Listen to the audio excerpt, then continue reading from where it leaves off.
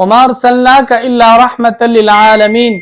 حضور اقدس صلی اللہ علیہ وسلم کو اللہ تعالیٰ نے اس تمام عالم کے لیے رحمت بنا کر بھیجا ہے۔ اب دیکھیں حضور صلی اللہ علیہ وسلم کی آمد اس ربیع الاول کے مہینے میں ہوئی ہے، اور حضور صلی اللہ علیہ وسلم اس دنیا سے اسی ربیع الاول کے مہینے میں وصال ہوا ہے آپ صلی اللہ علیہ وسلم کا۔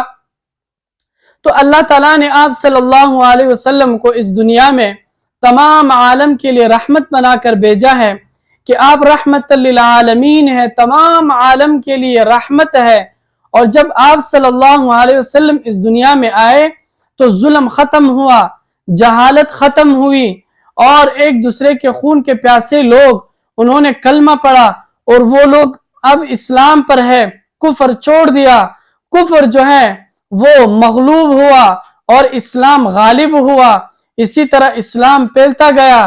یہ اللہ تعالیٰ نے حضور صلی اللہ علیہ وسلم کو جب بھیجا تو اس لیے کہ اب اس معاشرے سے اور اس جو لوگ اس چیز میں مبتلا ہے، کوئی ظلم میں، کوئی جہالت میں، اور طرح طرح کے رسومات اور اس طرح کا سسٹم جاری ہے، ان تمام کے خاتمے کے لیے حضور اقدس صلی اللہ علیہ وسلم اس دنیا میں تشریف لائے۔ اب حضور صلی اللہ علیہ وسلم کب پیدا ہوئے؟ دیکھیں یہ کسی کو پتہ نہیں ہے، کوئی ایسی خاص روایت موجود نہیں ہے، لیکن ایک ایسی روایت ہے، کسی روایت میں ہے کہ آپ صلی اللہ علیہ وسلم 9 ربیع الاول کو اس دنیا میں آئے، اور کسی روایت میں ہے کہ وہ 12 ربیع الاول کو، کسی میں 8 ربیع الاول ہے کہ آپ صلی اللہ علیہ وسلم دنیا میں تشریف لائے۔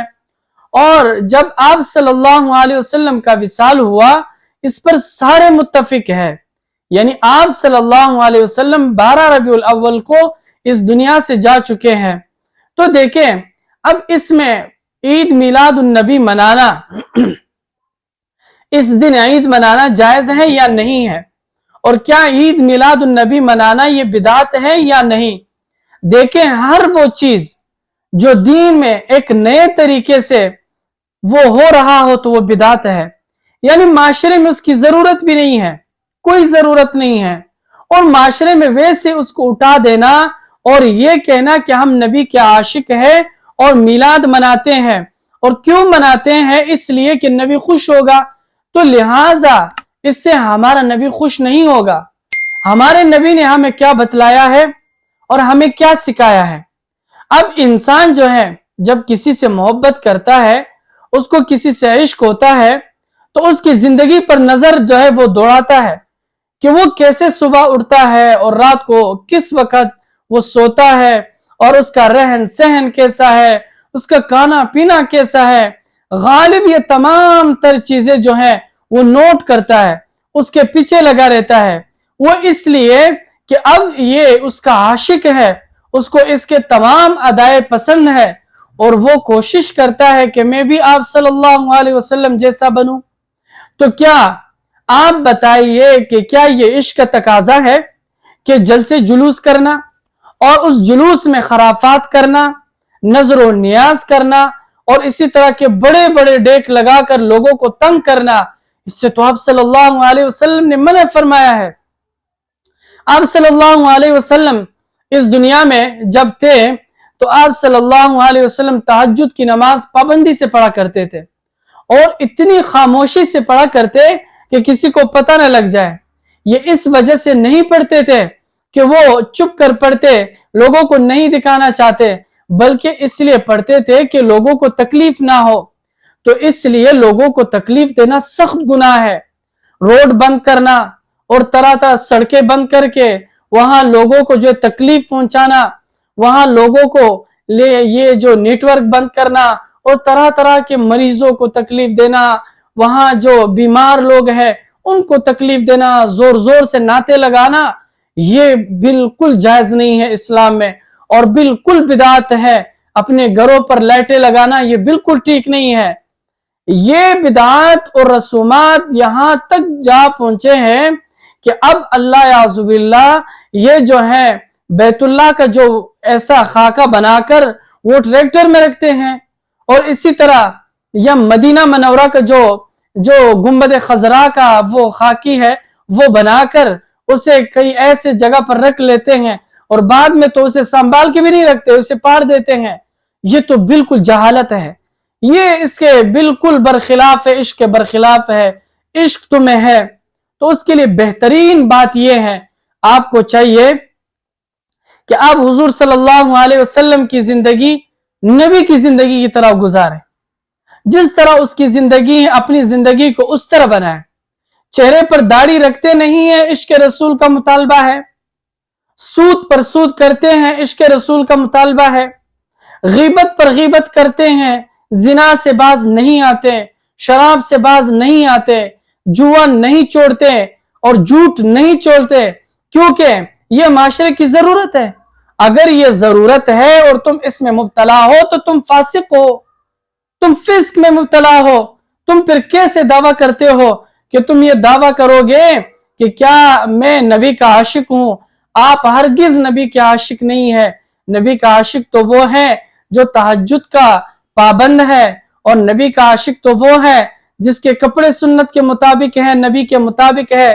نبی کا عاشق تو وہ ہے کہ جس کے چہرے پر داڑھی ہے. نبی کا عاشق تو وہ ہے کہ جس کے ہاتھ میں تسبیح اور زبان پر ذکر ہے. تو اسی طرح اگر آپ عشق کا دعویٰ کرتے ہیں اور آپ یہ چاہتے ہیں کہ میں عاشق رسول بنوں، تو حضور صلی اللہ علیہ وسلم کی ساری زندگی کو اٹھا کر اپنی زندگی میں لائیں اور اس کے سیرت کا جو ہے مطالعہ کرے، اور وہ مطالعہ کرنے کے بعد آپ جو ہیں اس باتوں کو دیکھیں کہ کیا یہ میری زندگی میں ہے یا نہیں ہے. اگر زندگی میں ہے تو آپ عاشق رسول ہیں. آپ پھر دعویٰ بھی کر سکتے ہیں کہ میں عشق رسول میں مبتلا ہوں اور میں عاشق رسول ہوں. اگر یہ چیزیں نہیں ہیں، جہالت کی اتنی انتہا ہے کہ نمازیں تو پڑھتے نہیں، نہ ہی نماز کا اہتمام کرتے ہیں اور نہ ہی نماز کی پابندی کرتے ہیں، نہ ہی مسجد تک جاتے ہیں.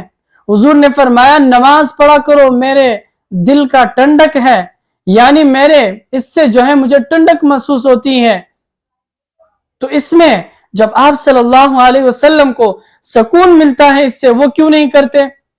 وہاں کیوں آپ عاشق رسول نہیں ہیں؟ پورے سال آپ کو عشق رسول کیوں نہیں ہوتا؟ آپ پورے سال نبی کی زندگی کیوں نہیں کرتے؟ اچھا یہ نہیں کرتے ہیں، لیکن کیا کرتے ہیں؟ یہ کرتے ہیں کہ حضور صلی اللہ علیہ وسلم نے کچھ بھی نہیں فرمایا اس بارے میں. ہم اپنے سے اٹھا کر ایک دن منا لیتے ہیں اور اس دن کو جشن عید میلاد النبی کے نام سے وہ تحریر کرتے ہیں اور اس پر عمل بھی کرتے ہیں، اور اس کو جو ہے گلی کوچوں میں تمام لوگوں کو تنگ کر کے، لوگوں کا جینا حرام کر کے، زور زور سے ڈیکے لگا کر، قوالیاں بجا کر نظر و نیاز کرتے ہیں. یہ بالکل ٹھیک عمل نہیں ہے، یہ عقل کے خلاف ہے. اس لیے اس میں نہ پڑھے، نہ فرقوں میں پڑھے، نہ اس طرح کے خرافات میں پڑھے، بلکہ حضور کی زندگی جو حق اور سچ زندگی ہے اس پر عمل کرے اور 5 وقت نمازوں کی پابندی کرے. یہ ہمارے لیے ضروری ہے، وہ ہمارے لیے ضروری نہیں ہے. اگر آپ کہتے ہیں میں پکا عاشق نبی بنوں، تو سب سے پہلے آپ کو چاہیے کہ آپ داڑھی چھوڑیں. داڑھی چھوڑنے کے بعد نمازوں کی پابندی کریں. نمازوں کی پابندی کے بعد اپنی زندگی میں چینجنگ لائے، گناہوں کو چھوڑ دے. سب سے بڑا مجاہد وہ ہے، والمجاہد من جاہد نفسہ فی طاعت اللہ، جو اپنے نفس کے ساتھ جہاد کرے، گناہوں کو ترک کر دے اور گناہوں پر روتا رہے، وہ سب سے بڑا مجاہد ہے. اور اس سے حضور بھی خوش ہے، اور حضور صلی اللہ علیہ وسلم کے بعد اس کا رب بھی اس سے خوش ہے. تو اس لیے معاشرے میں ان باتوں کے پیچھے نہ پڑے اور نہ ہی ان خرافات میں آئے، بلکہ اپنی زندگی کو سمجھے اور اپنے مقصد کو سمجھے. اپنی زندگی کو خرافات اور بدعات شرک میں مبتلا نہ کرے. آپ دیکھیں کہ قرآن میں کئی بار فرمایا ہے کہ ان اللہ لا یغفر ان یشرک بہ، اور اس طرح کئی اور آیتیں ہیں، یا ایھا الذین آمنوا انما المشرکون نجس فلا یقربوا المسجد الحرام. یہ مشرکین نجس ہے، مسجد حرام میں انہیں مت چھوڑو، ان کے قریب بھی مت چھوڑو ان کو. تو اس لیے یہ مشرکین ہے، یہ شرک کرتے ہیں، بدعات کرتے ہیں.